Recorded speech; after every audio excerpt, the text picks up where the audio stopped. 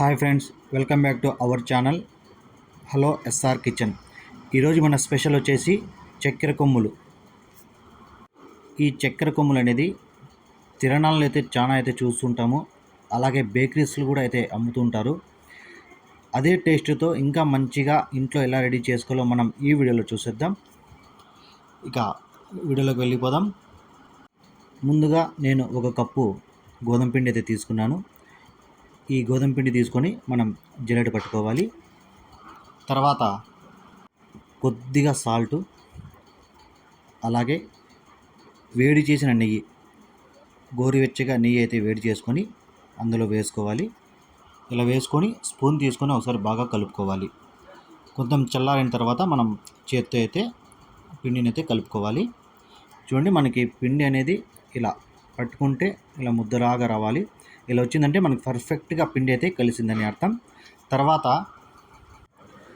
కొద్దిగా వాటర్ వేసుకుంటూ మనం గోధుమ పిండి ఎలా కలుపుకుంటామో, అంటే చపాతీలకు ఎలా కలుపుకుంటామో అలా కలుపుకోవాలి. చూడండి, ఇలా మనకి మొత్తం ఇది రౌండ్ లాగా ఉండాలి. ఇది ఇలా సారలు లేకుండా, ఇలా గ్యాప్స్ లేకుండా మొత్తం రౌండ్ లాగా అయితే మనం రెడీ చేసి పక్కన పెట్టుకుందాం. ఈ గోధుమ పిండిని ఒక 10 నిమిషాలు పక్కన పెట్టిన తర్వాత చూడండి, పిండి మొత్తం తీసుకొని ఇలా ఒక 1/2 ఇంచి లేదా ఒక 1/4 ఇంచి మందంతో మనం రుద్దుకోవాలి. తర్వాత మనం ఇవి లాస్ట్లో ఉన్నాయి కదా ఎడ్జ్లు, అవి కట్ చేసుకుందాం. మనకి ఈ కొమ్ములు అనేది, చక్కెర కొమ్ములు అనేది పర్ఫెక్ట్గా, అంటే షేప్ కరెక్ట్గా రావడానికి ఎక్స్ట్రా ఉన్నటివి ఇలా కట్ చేసేద్దాం మొత్తం 4 వైపులు. తర్వాత ఒక 1/2 ఇంచి గ్యాప్ పెట్టి మనం ఈ పిండిని కోసుకుందాం. చూడండి, ఇలా ఒక 1/2 ఇంచి అయితే సరిపోతుంది.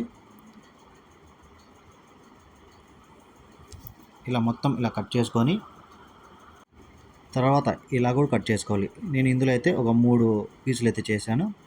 మీకు ఏ సైజులో కావాలో ఆ సైజులో అయితే కట్ చేసుకోండి.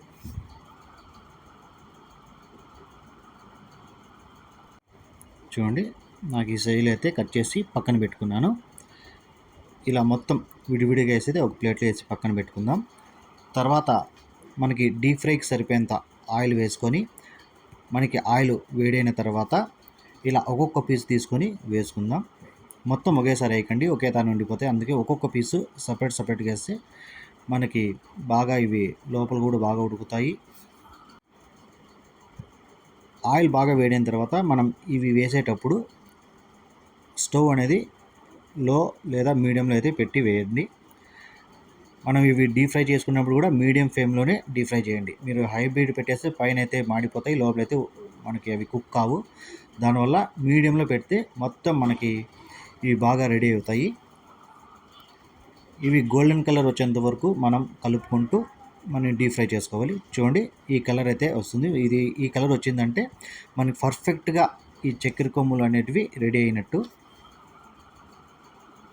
ఇలా తీసుకొని ఒక గిన్నెలో అయితే వేసుకుందాం.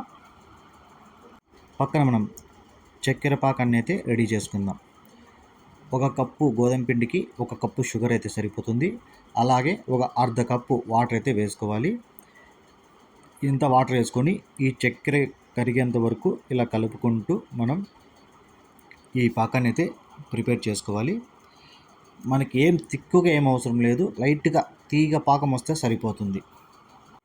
మనకి ఇలా లైట్గా తీగ పాకం వస్తే సరిపోతుంది.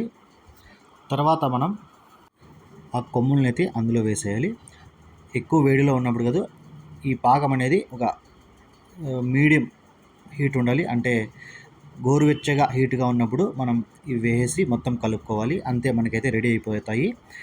ఇవి బాగా చల్లారిపోయిన తర్వాత తింటే మంచి టేస్ట్గా ఉంటాయి.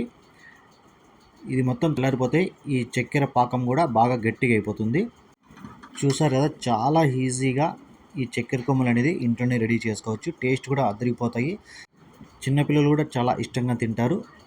ఈ రెసిపీ కానీ మీకు నచ్చితే ఒక లైక్ చేయండి, అలాగే నా ఛానల్ని సబ్స్క్రైబ్ చేసుకోండి.